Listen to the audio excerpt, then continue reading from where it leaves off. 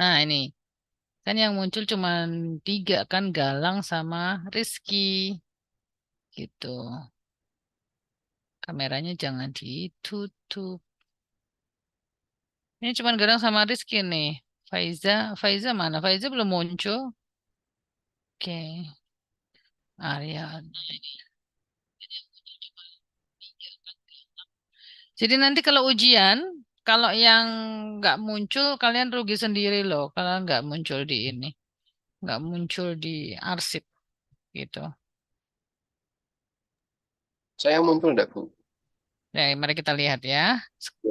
Jadi ini mumpung belum ujian, dibiasakan. Saya rasa kalian harus membiasakan ini di manapun ini kemampuan bertahan hidup. Bertahan hidup dalam arti gini, kan semua dosen kalian bisa melakukan ini dan gak cuma dosen ya. Kalau kalian meeting dengan siapapun nanti bekerja di proyek itu bisa digunakan ini. Jadi ini di streaming, kalau dosen-dosen lain mungkin nggak menggunakan. Nah ini yang muncul di streaming begini, hanya ini begitu. Kalau kalau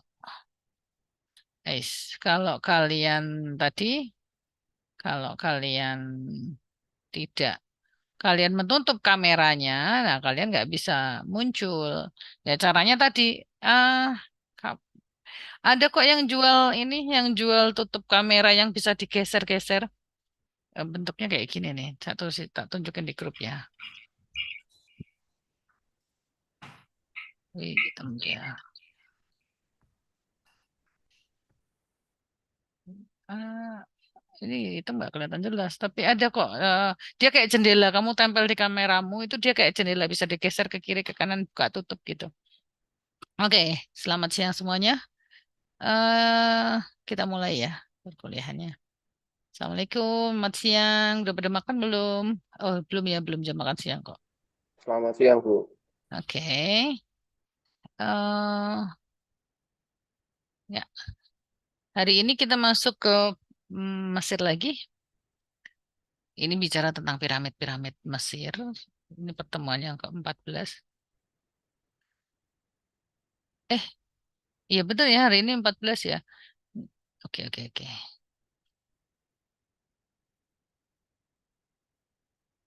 Oke. Jadi ke-14 ini bicara tentang piramid, piramid, piramid, dan piramid. Oke, kemarin sudah ya pengantarnya kenapa ada piramid, kenapa mereka mengistimewakan apa raja-raja mereka yang sudah meninggal begitu.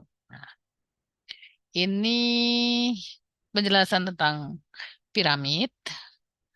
Jadi dibangun saat Mesir menjadi kayaknya saya butuh ini deh, butuh co-host nanti bantuin kalau teman-temannya eh, eh, eh, eh, teman-temannya ada yang keluar masuk tolong dibantuin.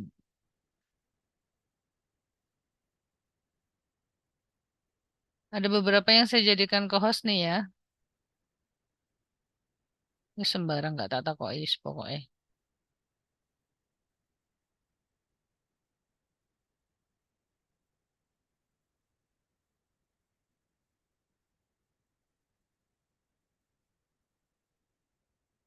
Ya udah agak banyak kan nih co-host. Oke, kita ada banyak co-host deh. Sapa wae mbuh ora tak delok iki pokoknya tak klik klik klik. Oke, mari kita mulai. Nah, ini kita bicara tentang hari ini materinya tentang piramida, piramida, khusus piramida. Dibangun itu saat Mesir menjadi salah satu peradaban terkaya dan terkuat di dunia. Kayak kemarin ya, saya sudah berkali-kali bilang Mesir itu ternyata eh, dari data yang kita temukan dia itu memiliki peradaban yang kaya dan kuat gitu ya. Kemarin kalau kalian sudah nonton beberapa konsepnya, kalau Yunani itu menggunakan konsep mekanika, menemukan konsep mekanika, kemudian Mesir itu lebih memperindah dengan konsep-konsep desain estetika. Nah, kalau ini tuh dua-duanya mekanika tapi mekanika cahaya gitu ya. Mekanika fisika, fisika cahaya, kemudian desainnya juga di diolah. Kemarin kalian melihat bahwa tadi kok dibikin kayak teropong gitu, mengecil-mengecil. Kenapa? Justru mengecil-mengecil itu malah dari depan kelihatan lurus. Kalau enggak malah kelihatan meleot. Kenapa? Karena ada tipuan atau fata morgana yang terjadi karena tingginya terik matahari dan halusnya permukaan padang pasir itu. Jadi cahaya itu berpantul gitu ya dari yang sangat tinggi intensitasnya mantul kepada permukaan pasir yang lembut itu kemudian menciptakan tipuan-tipuan. Jadi yang garis yang lurus dibangun itu kalau kelihatan di sana di Mesir itu jadi kelihatan meliuk. Nah, mereka sudah tahu bagaimana caranya supaya tidak kelihatan meliuk. Ya, ukurannya itu ada rumusnya. Deretan-deretan itu mengecil-mengecil yang kemarin kita tonton ya. Sehingga dia sudah punya peradaban yang kaya dan kuat di dunia. Piramida-piramida kenapa ora ono sing nampani iki? Piramida terutama piramida Agung ini adalah salah satu bangunan buatan manusia yang paling megah dalam sejarah. Dalam artian belum ada yang bisa menandingi di masa modern gitu ya. Skala masifnya mencerminkan peran unik yang dimainkan oleh Firaun atau raja. Jadi Firaun itu sebenarnya raja. Kalau di Al-Quran dulu kita mengenal raja yang jahat dan sebagainya itu Firaun. Tapi itu bukan nama, itu adalah eh, eh, raja pada satu periode tertentu itu kayak apa ya terah gitu loh. Terah masa yang terakhir itu rajanya itu adalah Firaun. Nah, Cleopatra itu juga Firaun, raja dalam masyarakat Mesir kuno. Meskipun piramida dibangun sejak awal kerajaan lama, kerajaan yang pertama hingga periode Ptolemeus itu yang punyanya Cleopatra, abad keempat. Puncak pembangunan piramida dimulai sekitar tahun 2300 sebelum Masehi. Jadi mereka sudah belajar tentang konstruksi eh, mekanika yang lebih rumit lagi, yaitu di dalam piramida itu kan ada lorong-lorong dan kemudian bagaimana penghawaan sudah diciptakan supaya muminya juga tahan lama dan tidak membusuk. Kalian nggak bayangin loh di sana itu terus pas dibuka terus ternyata di sana itu bukan bukan bukan penuh dengan binatang. Enggak loh, piramida itu sudah ditata, sudah direncanakan betul bagaimana sirkulasi udaranya dan sebagainya. Sehingga yang disimpan di situ juga aman gitu kan. Lebih dari 4.000 tahun kemudian baru Mesir ini masih mempertahankan sebagian besar kejayaannya. Nah, masa lalu yang gilang gemilang gitu ya. Sampai sampai kehabisan kata-kata kita membayangkan sebuah peradaban itu ada di Asia gitu ya. Karena kita kita orang teknik tuh kan ilmu-ilmunya berkiblat pada Eropa, pada Jerman. Semester depan kita membahas tadi apa namanya? Ya, kalau sekarang kita tahu Yunani Romawi itu ada di Eropa dan kemudian nanti arsitektur modern kita akan melihat bahwa banyak teori-teori arsitektur ya pusatnya di Eropa gitu ya. Nah, tapi sebelum masuk ke sana ke arsitektur modern ini kita semua sudah menyadari bahwa Mesir yang ada di Asia itu adalah sebuah peradaban yang tidak kalah hebatnya, bahkan lebih mungkin. Bagaimana bangsa Mesir membangun kembali, were really eh, membangun piramidanya. Oke,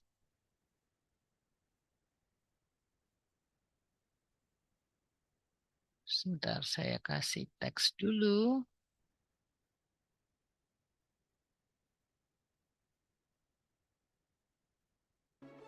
The Primus presents how the Egyptian pyramids were constructed. The Great Pyramids of Giza are among the most amazing man-made monuments in history. They were built when Egypt was one of the world's wealthiest and most influential civilizations. The king, or pharaoh, occupied a unique role in ancient Egyptian civilization, as reflected by their enormous scale. Although the construction of pyramids peaked in the late 3rd dynasty and lasted until about the 6th century BC, they were actually constructed from the beginning of the Old Kingdom until the end of the Ptolemaic period in the 4th century BC, circa 2325 BC. The Egyptian pyramids, which still transmit much of their grandeur after more than 4,000 years, offer a window into the nation's illustrious past.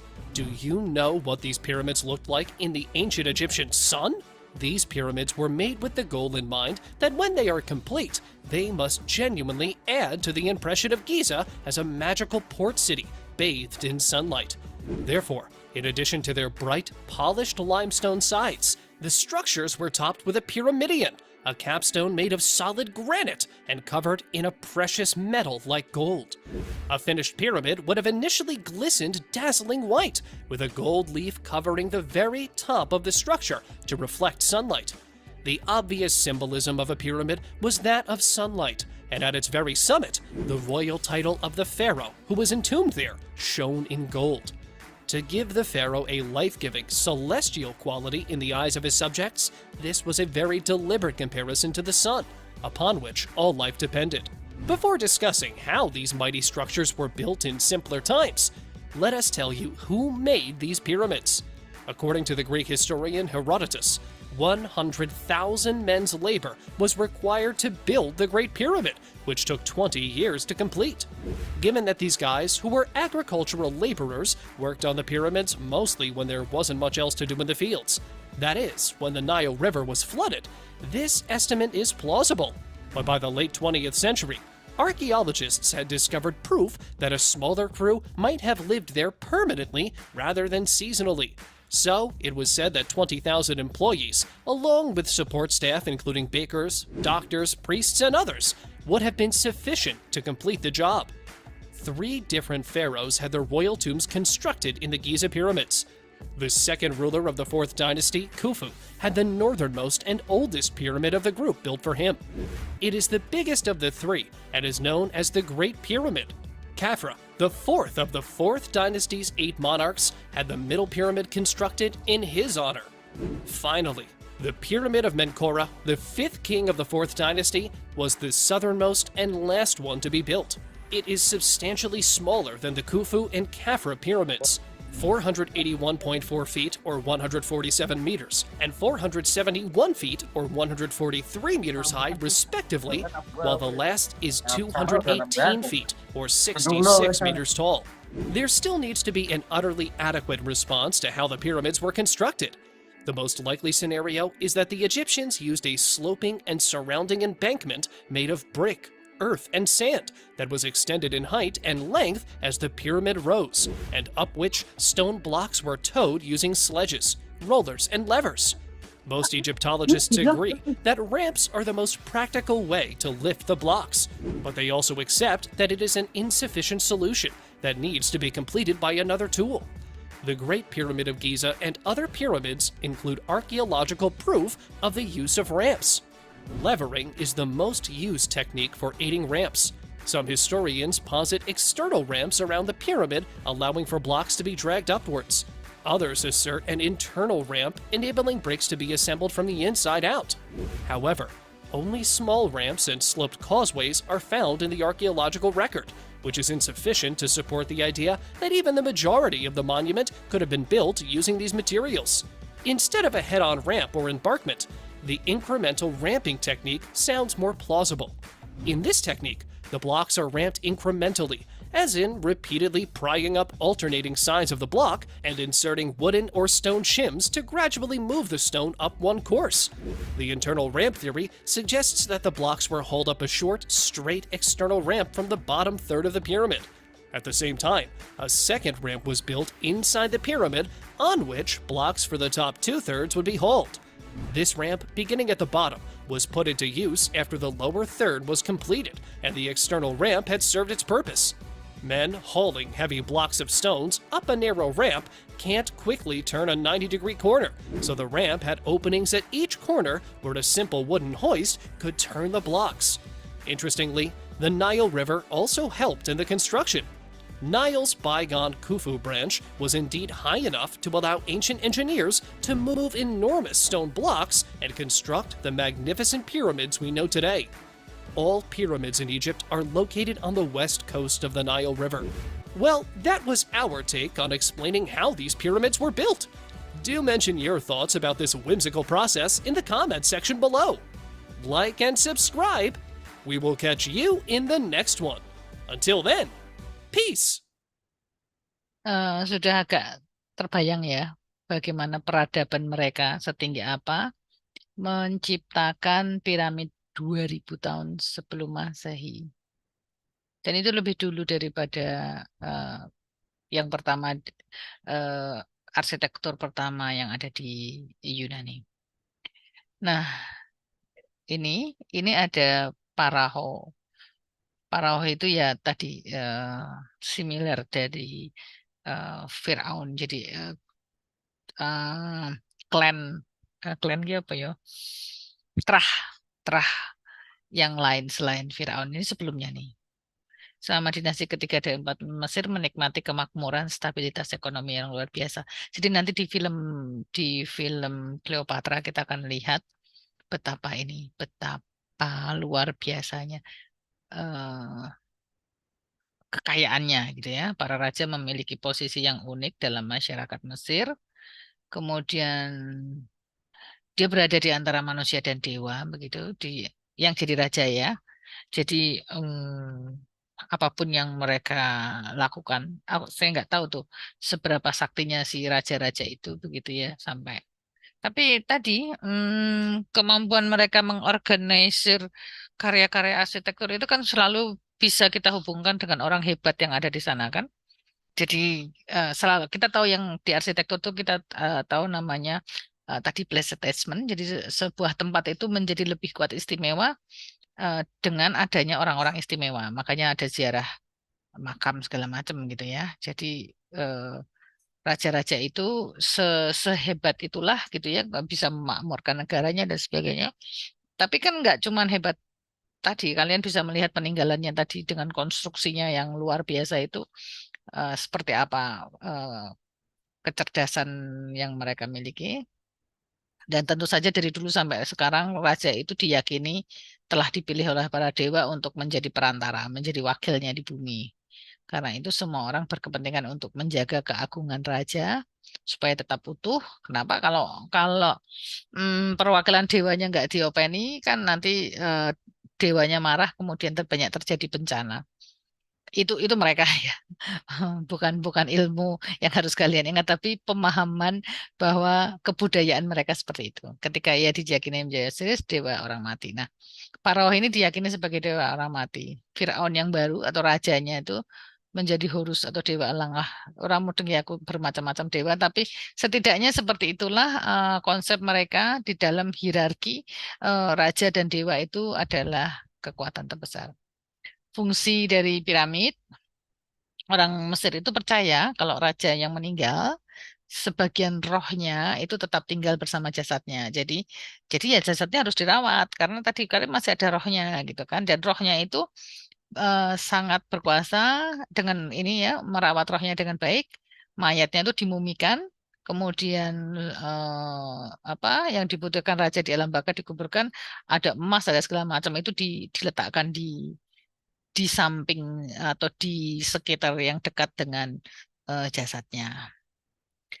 Sehingga kenapa ya? Karena kalau kalau rohnya masih ada di dekat jasadnya sebagian, tentu saja mereka masih bisa melindungi dan mereka juga membutuhkan perlindungan lagi.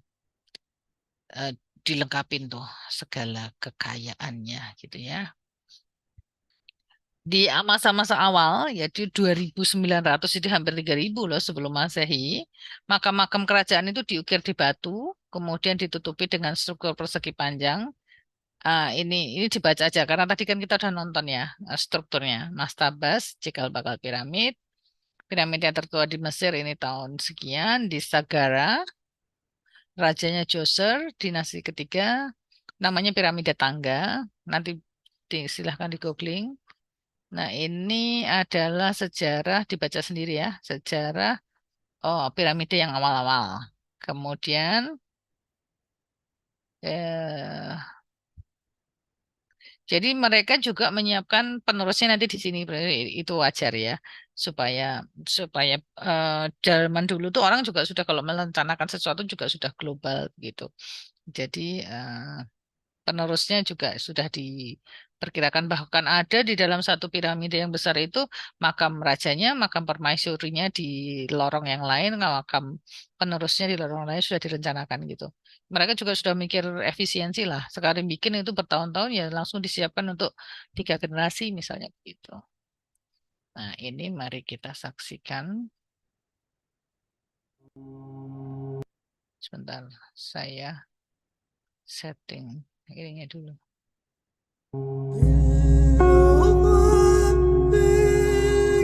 Ini memasukkan RAM-nya dulu. For 3,000 years, Egypt's Great Pyramid was the tallest structure in the world, gleaming white in the desert sun.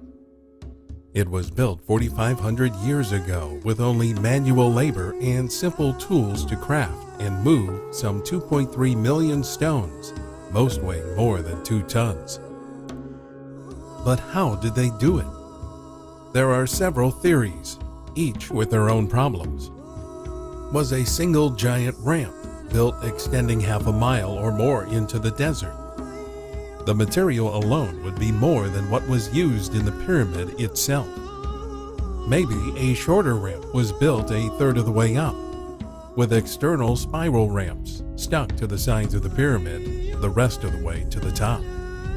The problem with this idea is that the 52-degree slope of the pyramid would not support external ramps of rubble. They would simply collapse and slide off the slick white capstones. A more plausible method would be to use inset ramps that use the stone blocks of the pyramid itself as the base support for the ramps. Here's how it was done. On a perfectly leveled bedrock foundation, the first perimeter square of fine white outer capstones is laid down all around. A gap is left for access to the interior. The first ring of the first layer of finely cut limestone blocks is laid down behind the capstones. A second ring, right behind the first, is set in. And then a third inner ring is laid down. Rough-cut blocks, rubble, and mortar fill in the vast interior of the first layer. The last fine-cut blocks complete layer 1, leaving a gap in the capstones for the beginnings of an inset ramp. A debris ramp with a 10% grade is made, giving access to the start of level 2, which begins at the far corner from the ramp with the first white capstones. The stones are carefully fitted and aligned to form a smooth outer surface. With the second layer of capstones placed all around, a second layer of fine-cut blocks is laid in, leaving a gap to fill in the central core with rough material. Remaining blocks are filled in, leaving a gap for the ramp to be extended to the third level. For level 3, the process is repeated, with outer capstones set from the far corner back to the ramp, and the cut blocks and rough stones filling in behind. The ramp extends to the next level and is about 11 feet wide. With each new level, the ramp is extended up the side of the pyramid until it reaches the corner, where a wider flat area is left for turning. Levels of capstone, fine-cut blocks, and rough interior stones are added as the inset ramp continues up the next face, turning the corners again and again until the builders reach the top, finally crowning the pyramid with a golden pinnacle. All that's left now is to backfill the ramps from the top all the way down, as if they never existed.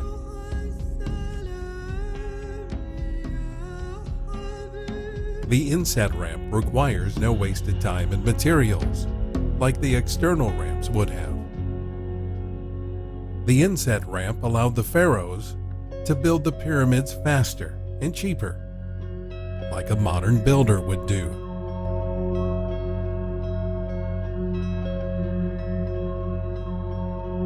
Nah, jadi masalahnya adalah kalau mau kan kita itu harus mencari di mana letak RAM-nya itu kan. Karena kan ditutup gak kelihatan gitu. Cerdik banget ya. Nah, ini konon yang paling paling utama lah ya, paling penting itu piramida Agung Giza di darat di dataran tinggi dekat Sungai Nil di pinggiran Kairo modern.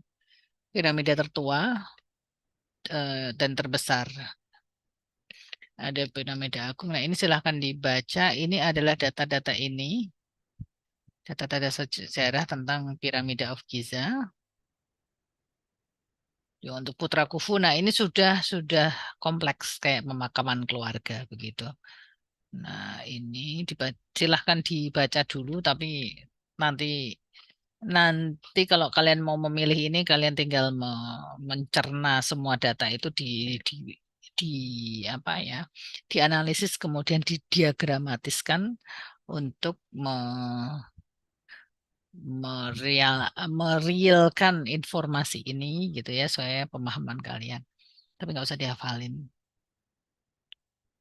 Nah, sebenarnya siapa sih yang membangun piramida gitu ya? Nah, ada beberapa versi yang mengatakan ya piramida itu dibangun para budak-budak atau orang asing yang dipaksa untuk bekerja gitu ya. Karena tadi ada di dalam proses kerangka-kerangka yang digali, menunjukkan bahwa pekerja itu adalah buruh pertanian asli Mesir, bekerja di piramida saat Sungai Nil membanjiri sebagian besar gitu ya. Jadi mereka pakai pekerja kasar gitu ya. Nah, ini sejarawannya ini menulis bahwa pembangunannya itu memakan waktu 20 tahun. Itu berarti sekitar 2 orang presiden yang eh, nggak ganti-ganti gitu ya.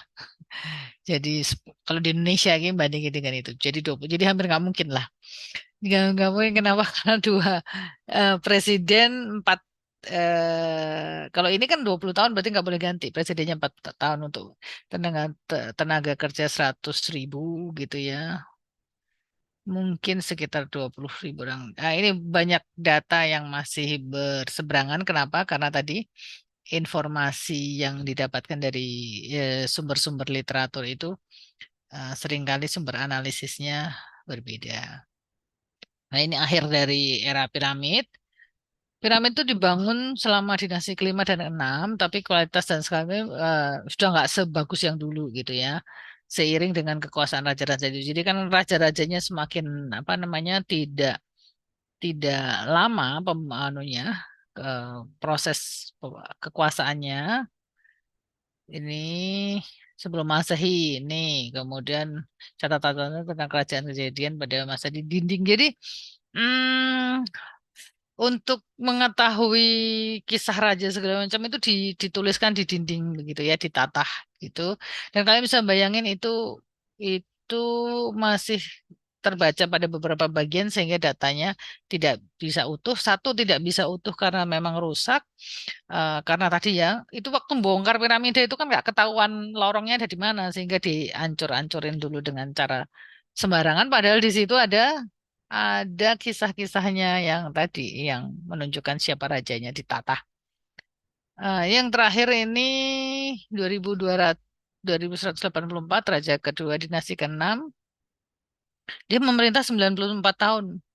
Oh, pantesan. Mereka, nah itu bedanya orang Mesir panjang umur ya. Raja-rajanya bisa sampai 94 tahun. eh Berarti memang apa ya karismanya beda ya dengan raja-raja di Eropa gitu. Mereka panjang umur dan kemudian bisa menciptakan piramida yang satu kali pembangunannya aja bisa 20 tahun gitu kan.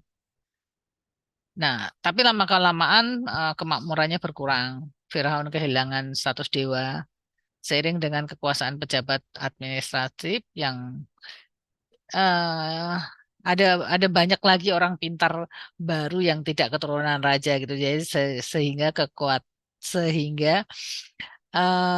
kekuasaannya mulai berkurang. Nah, kekuasaan berkurang, kemudian tadi piramida yang dia buat juga tidak terlalu berkualitas bagus.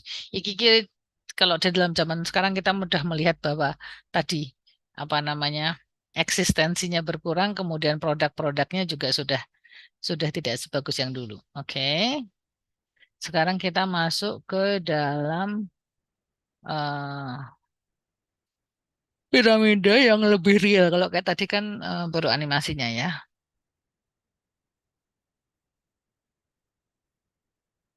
Agak panjang jadi kalau kalian bisa bentar, bisa nyambi siapin cemilan tuh. 15 menit soalnya. Kalau mau ke toilet. Hey, welcome back to Ancient Presence. Today's video is really exciting because we get to take you inside the Great Pyramid with us. This is an experience that we had always dreamed of, and actually went twice in order to spend more time in its aura of mystery. As we said in our last video, there are two entrances into the Great Pyramid. One entrance is the original that was built with the pyramid and is closed to the public. The other is an entrance that was forced by the Caliph al-Mamun in the 9th century and is where tourists enter the pyramid today. As you can see in this diagram, here's the original entrance, and here's the tourist entrance that was carved through the pyramid. Here's a better view of that tunnel from the Scan Pyramids project. Flinders Petrie, one of the most respected authorities on Egypt from the 1800s, believed that the Great Pyramid had a hinged door that hid its location from the outside. There's evidence of this type of door being used in Dashur, and Petrie believed that this hidden door is what caused Al-Mamun to force the passage. We have fun making our way up the pyramid, climbing around and testing boundaries, until we weave our way through the lines of tourists and enter the pyramid, where we say goodbye to the daylight and enter the dark inner world. Walking down this rough passage, we begin to feel the excitement of witnessing something really special, as well as some questions about the official story of Al-Mamun's impossible tunnel that beelines directly to a junction of the pyramid. Here we are at that junction, the granite plug that lies at the base of the ascending passage. Okay, so this is the entrance that Al-Mamun blasted into the in or out of the pyramid. There's some discrepancy as to what the actual story is, but there's only one entrance before that into the Great Pyramid, which is the shaft going down into the pit. That shaft leads to what they call the pit, and there's a vertical shaft going up into the Grand Gallery, which is up this way. Down from the Grand Gallery, you would hit this granite plug and not be able to exit into the main shaft. As you can see here, highlighted in red, the main entrance, the descending passage, the pit, well shaft, and Queen's Chamber were all closed to the public when we visited, so we won't talk much about them in this video, although we may have episodes on them in the future. It would also be really great if we got to see those areas at some point in our lives. From here, we climb up through the ascending passage into the upper sections of the pyramid. This slightly claustrophobic passageway, which is beautiful and really fun to climb up into, is actually quite an awkward ascent and could be hard for some people. It's about 40 meters or 130 feet long and takes quite a bit of time to reach the top.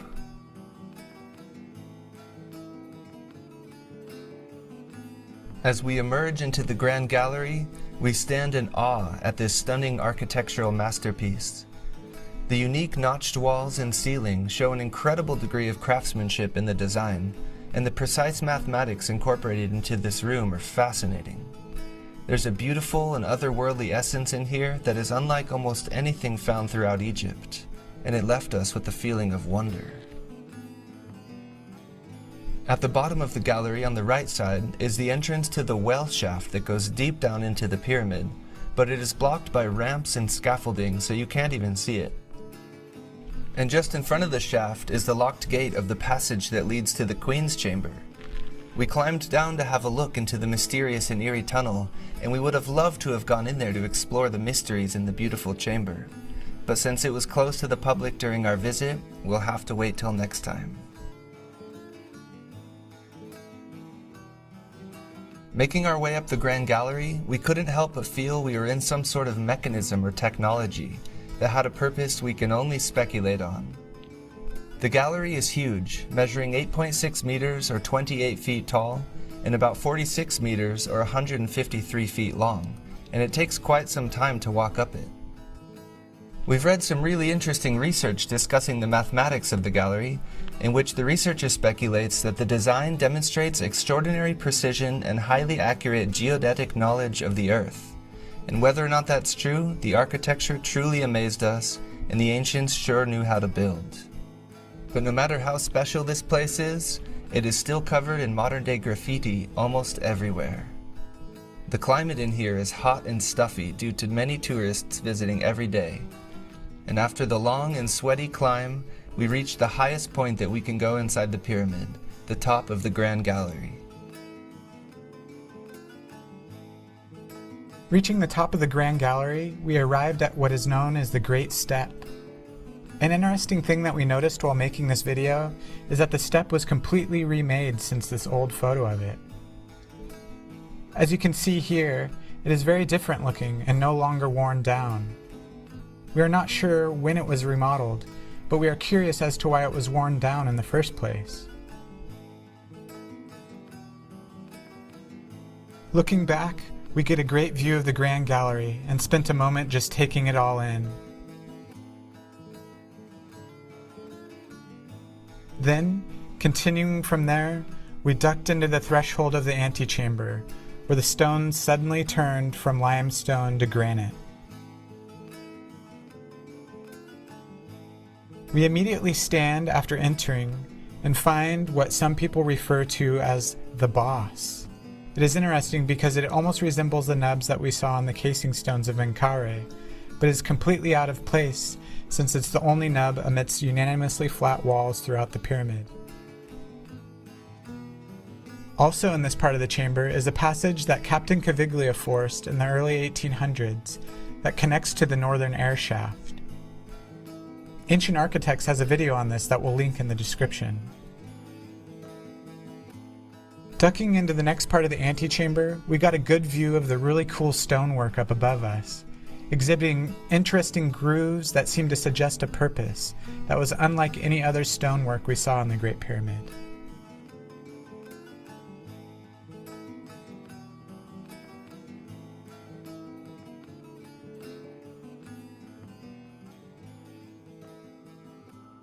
After ducking into the final little passage of the antechamber, we entered what is known as the King's Chamber.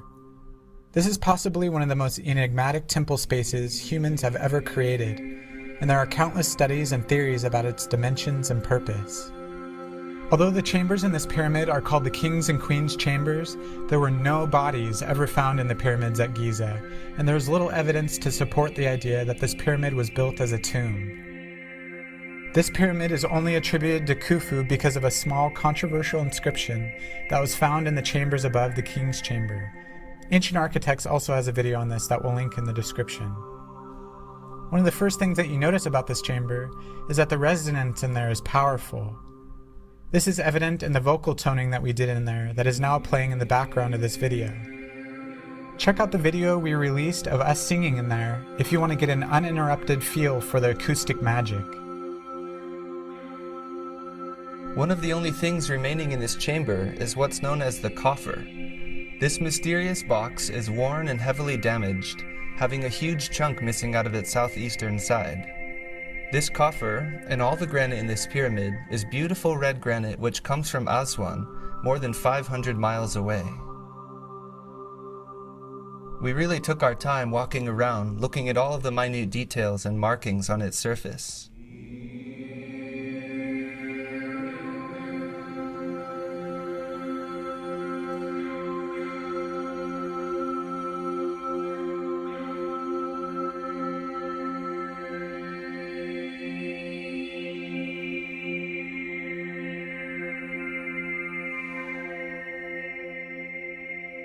We noticed some pretty interesting things about it, observing what many people think are machine cutting marks.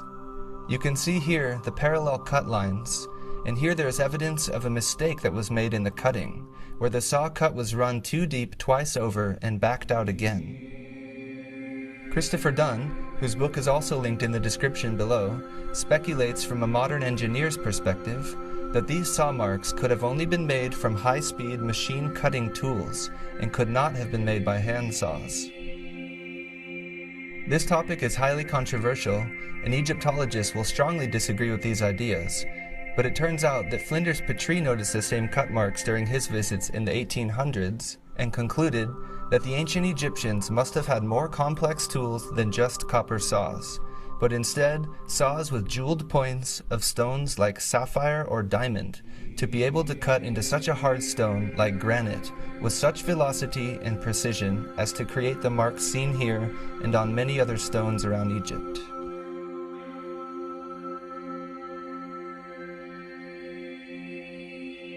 Petrie illustrated these cut marks in his book linked in the description below, and in this image, the figure outlined in red illustrates the cut marks on this coffer.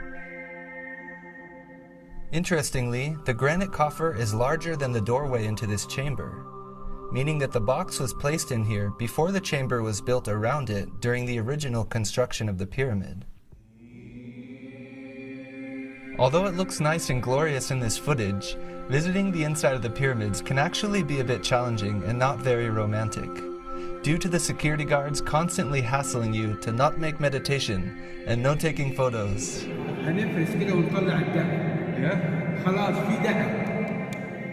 And also the consistent flow of groups of tourists coming in and out. It's sort of difficult to drop into the vibe of the pyramid and really feel the wisdom that's encoded there. But luckily we stayed inside long enough to find some pristine, quiet moments when we were entirely by ourselves, and these are precious memories. Looking at a 19th century floor plan of this chamber shows how there was a hole in the northwest part of the floor. It also shows that the walls extended 5 inches below the floor. This hole has since been filled in with stones, but you can still see the rough patching between them. Ancient Architects has a video on this linked in the description. Some other interesting features about the King's Chamber are 2 mysterious shafts in the walls that people refer to as air shafts or star shafts, although the purpose is unknown. One of the shafts is covered by a modern fan installation, and the wall is rather damaged around it. The design of the shafts are interesting because a simpler method of construction could have been used. For instance, following a horizontal path along the course of masonry to the outside, rather than the much more difficult diagonal design that the shafts have. This probably would have resulted in greater airflow as well. This has led people to speculate that the air shafts had a religious purpose or some other significance that is now obscure to us. In his book, Petrie states that there is a good deal of crystallized salt on the inside of the coffer. The Egyptologist Zahi Hawass confirms this in his update in the book, that modern restoration removes salts and soot from the Queen's Chamber as well as the Grand Gallery. What were these salts? There are theories that speculate that they are from a giant flood of water. Some say that the stones naturally excrete them. Others say that they were from monoatomic gold. Whatever they are from, Zahi Hawass made sure that they were erased from the public memory. This pyramid still holds many mysteries. One of the newest discoveries that shows just how much we don't know about the structure was conducted by the Scan Pyramids project. The project found 2 previously undiscovered cavities in the pyramid using muon's radiography and infrared thermography. The largest, being as much as 40 meters long, is above the Grand Gallery and is either horizontal or parallel to the Grand Gallery in orientation. The other cavity is located behind the vaulted stones of the main entrance to the pyramid, being anywhere from 17 to 23 meters above the ground. These 2 cavities are exciting discoveries that show us that we still have a lot to learn about this magnificent work of art. Getting to these remote chambers is another mission that will take years of careful planning. Leaving the King's Chamber, we head back out the way we came into the Grand Gallery and begin the long descent out of the pyramid. Being inside one of the greatest structures ever built touched our hearts and left us feeling changed in remarkable ways. If you ever get a chance to go inside the pyramids, you'll know what we mean. Reaching the entrance tunnel at the bottom, we left the mystical inner realm of the pyramid and stepped back out into the light of day. We hope you enjoyed the tour inside of the Great Pyramid. Please like, subscribe, share our channel with your friends, and check the description below for links to more videos and great research. In our next video, we'll take you on a journey inside the Pyramid of Khafre.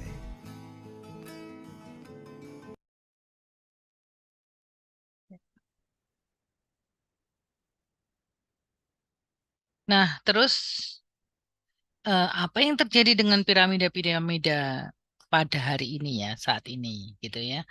Ya, kalau tadi kita udah pelajari ya bahwa di situ ada harta benda yang disiapkan, kekayaan yang ada di situ. Nah, tentu saja para perampok makam ya banyak penjahat yang mencoba begitu. Jadi kalian kalau pernah nonton, saya nggak tahu nih film itu ada sekarang nggak, kayak Indiana Jones dan sebagainya, itu kan cerita cerita tentang jagoan-jagoan yang mencoba mencari harta karun gitu ya di belahan bumi manapun gitu kan. Memindahkan sebagian besar jenazah dan barang-barang di piramida, menjarah eksterior. Ya tadi diambil lah gitu, tidak lagi mencapai ketinggian aslinya kan ada di Boboi, piramida Khufu, terus hanya setinggi 400 meter. Meskipun begitu, ya tetap aja banyak orang yang mengunjungi piramida. Tadi kita sudah berkunjung secara virtual dan kemudian kita bisa ikut merasakan gitu ya betapa masa lalu itu Mesir yang sangat kaya dan gemilang. Nah ini yang terus-menerus diceritakan, piramida terbesar sepanjang masa, Giza.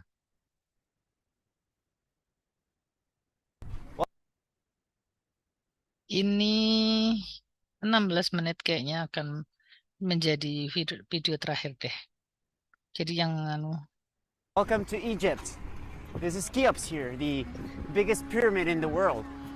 And it's about 4,500 years old. So, like Napoleon would say, from the heights of these pyramids, 45 centuries look down on us.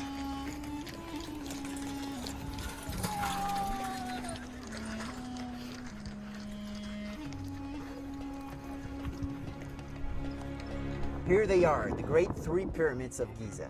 The Cheops Pyramid, Khafre Pyramid, and the Mycerinus Pyramid.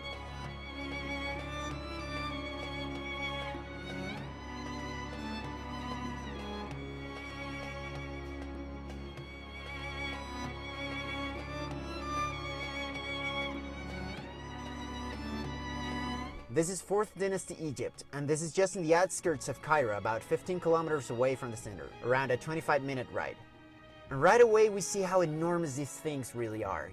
Cheops, the biggest one, is about 139 meters tall, which is insane. That's like a 45-story building.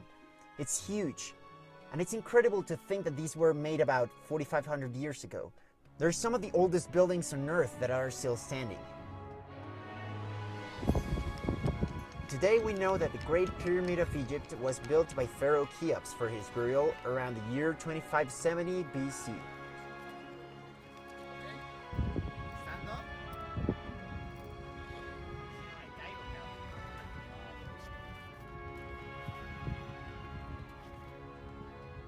If we look at the pyramids from above, we can see how they are surrounded by a lot of interesting ancillary buildings.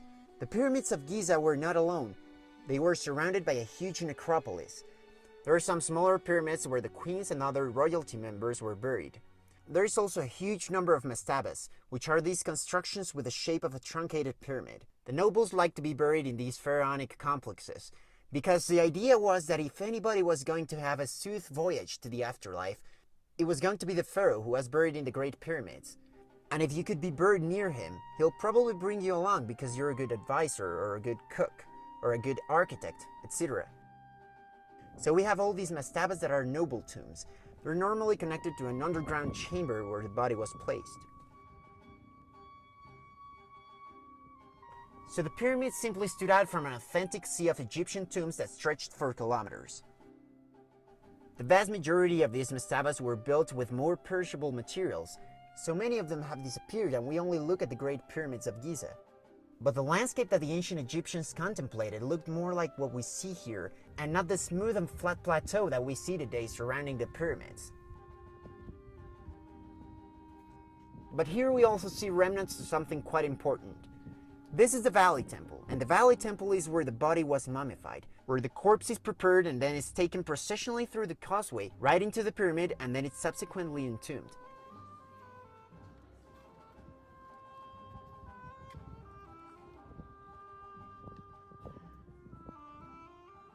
So although we think about the Egyptian pyramids as these great haptic objects, that is, these huge solids rather than a habitable space, these artificial mountains in the landscape in the middle of the desert, if we look at the whole Giza complex, we see something more spatial, something more processional.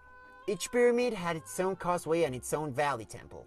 Some channels of the Nile reached as far as the valley temples, and thanks to that the Egyptians were able to transport a lot of the materials that weren't found in the site, like granite brought all the way from Aswan in southern Egypt. The Pyramid of Khafre is the only one that preserves its entire complex. Pyramid, high temple, causeway, low temple. But it also preserves another one of the most famous constructions in ancient Egypt, the Sphinx of Giza. We also see the Sphinx, which is a lion with a man head, and it represented a guardian that guarded the temples.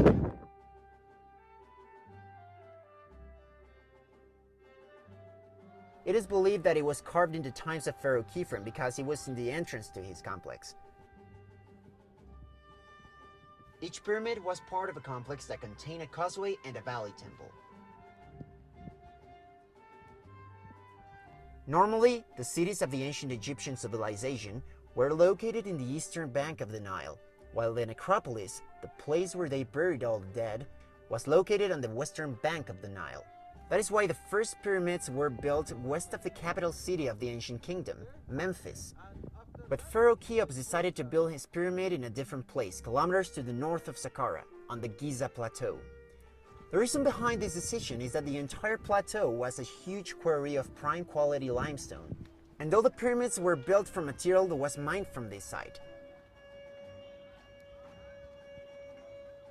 This solved the great problem of transporting huge blocks of stone through the desert.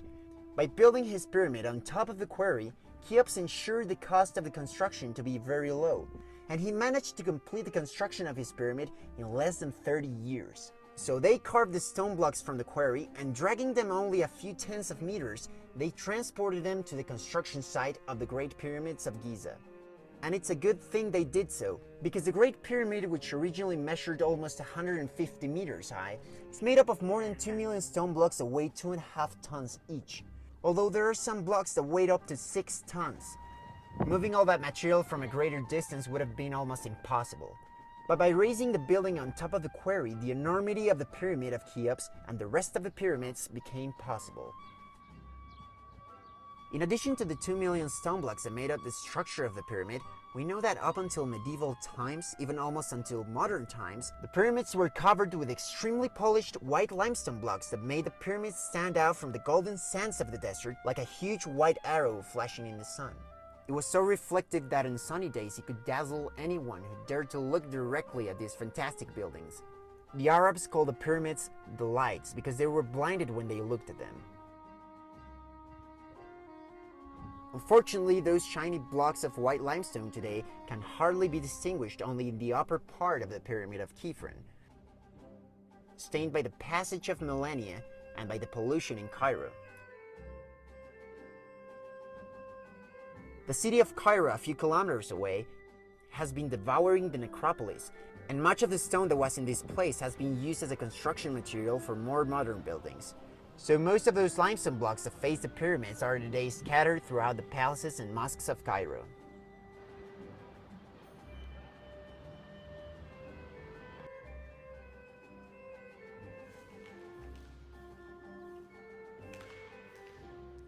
It is believed that each pyramid had a capstone covered with electrum, which is an alloy of gold and silver. As I mentioned earlier, the purpose of these buildings was to serve as a tomb for the pharaoh.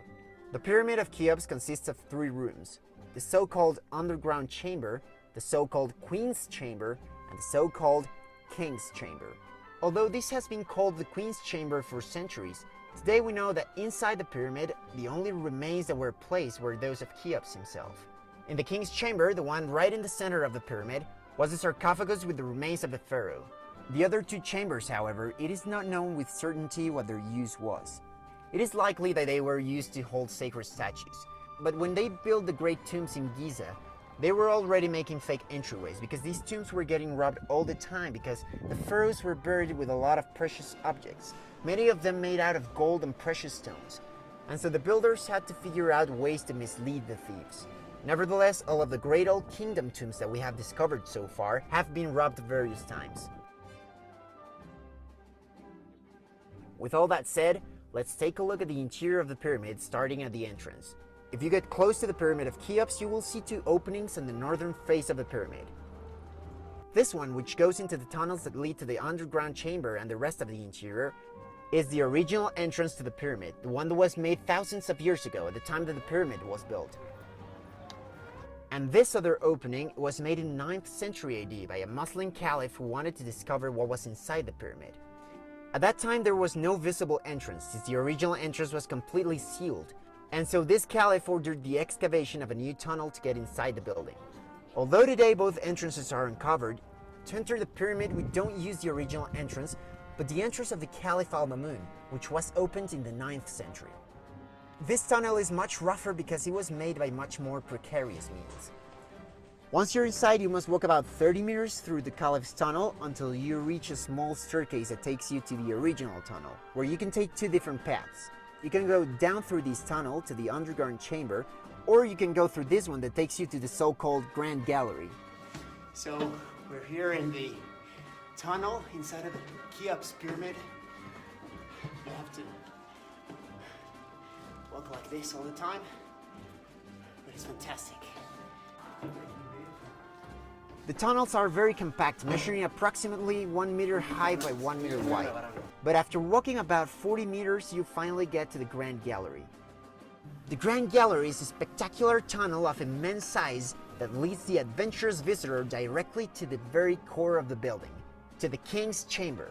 In the lower part of the Grand Gallery, you can divert and take a straight path that leads to the Queen's Chamber, which is a small empty room that has a niche in the shape of a corbel arch. This place probably held the sacred statue of the pharaoh. Or you can continue ascending through the Grand Gallery. This large passageway was built with a technique where the rock courses offset. This does not form an actual vault, but simply brings the stones of the wall closer together. It was a construction technique widely used in the Bronze Age.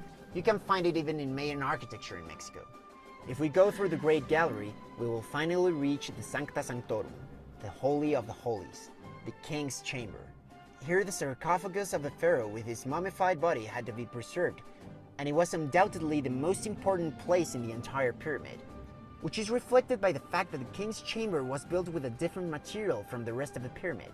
While the rest of the pyramids were made with limestone extracted from the Giza Plateau, in this room the floor, the walls, and these relieving chambers that had to guarantee that the entire pyramid would not collapse on top of the void formed by the King's Chamber were carved from gigantic blocks of Egyptian granite, the hardest stone known to the Egyptians to ensure the safety of the pharaoh's body kept in the King's Chamber. The King's Chamber had extraordinary, almost impenetrable security measures. All of this is granite, which is very difficult to carve or drill. It can only be entered through the original entrance to the chamber.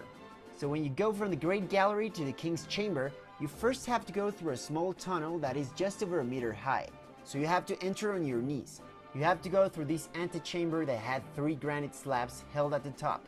You have to duck again and go through another small tunnel. And finally, you enter to the King's Chamber. Once the servants completed all the rituals related to the funeral of Cheops, and the king was locked in the chamber enjoying his eternal rest, they returned on their knees through the tunnel, and by means of an unknown system, they made the large granite slabs held on top fall in such a way that this entire area was sealed by several granite slabs that completely blocked the access to the King's Chamber.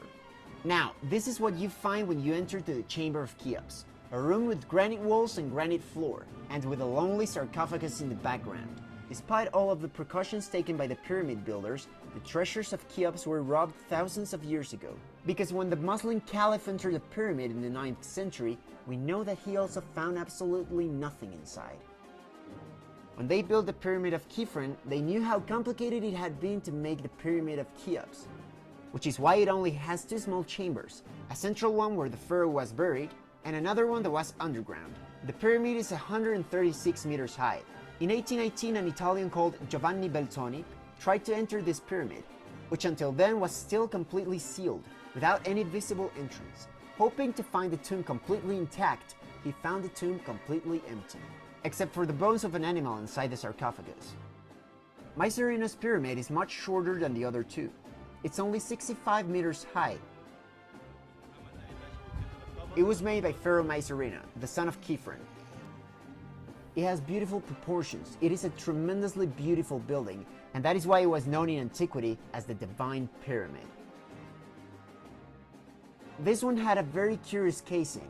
The first 16 stones were made of red granite brought from Aswan, and the rest was covered with the same white limestone that dazzled in the sun. But today there is only a little bit of those first courses of granite, and the rest of the limestone coating has been lost.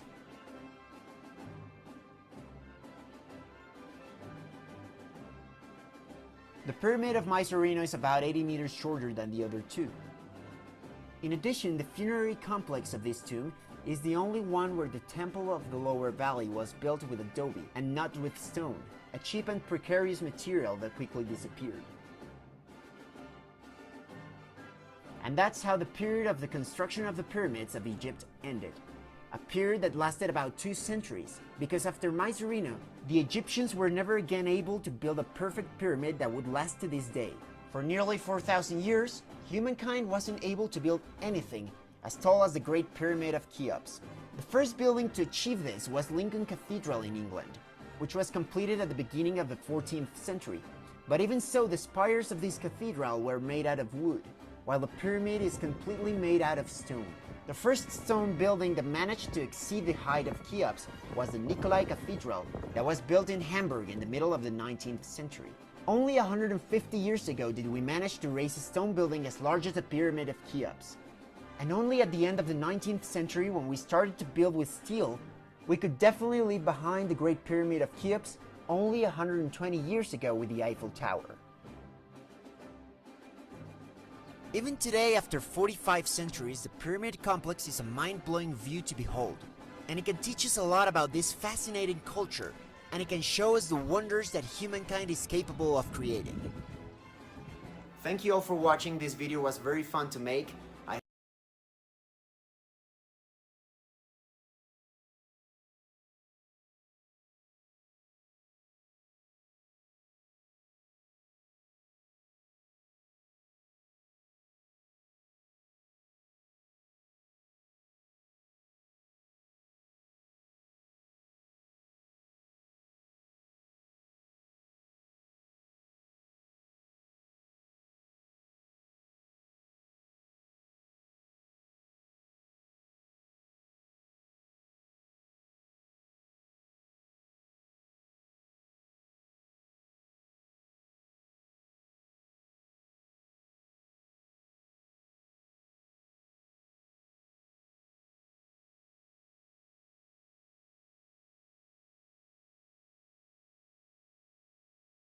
Ya, yang belum bersuara. Oke, maaf, saya yang lupa speakernya. Oke, tadi pollingnya menunjukkan kalian memilih untuk Rabu malam, jam 8 malam gitu ya. Oke ya, setelah sholat Isya ya.